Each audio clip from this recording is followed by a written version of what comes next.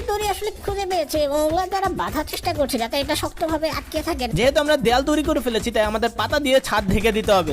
যেহেতু ছাদ তৈরি হয়ে গেছে তাই আমরা এই পাতা দিয়ে আরো দেয়াল তৈরি করব। এখন এই চারপাশে ঘিরে দিব একদম দেয়াল দিয়ে। আমাদের তাঁবু অবশেষে তৈরি হয়ে গিয়েছে। আমাদের এখানে সিশেল দিয়ে পথ তৈরি করা হয়েছে এবং সাথে রয়েছে সুন্দর একটা বিচ। আর এটা আমাদের দরজা।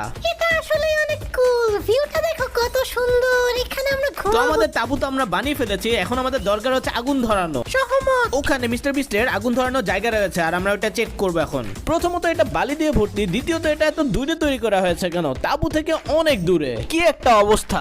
আমার কোনো আইডিয়া নেই এটা কাজ করবে আমার না। মনে হয় না আমরা এটা ইউজ করতে পারবো। সো আমাদের নতুন একটা বানাতে হবে তাঁবুর খুব কাছে, যাতে আমাদের গরম লাগে। আমরা মনে হয় শীতে মরে যাবো। শুরু করা যাক। যেহেতু আমরা মিস্টার বিস্টের ফায়ার প্লেসটা ইউজ করতে পারবো না, সেহেতু আমাদেরকে নতুন করে বানাতে হচ্ছে। এজন্য আমি গর্ত করছি নতুন করে, যাতে আমরা রাতের বেলা গরম থাকতে পারি।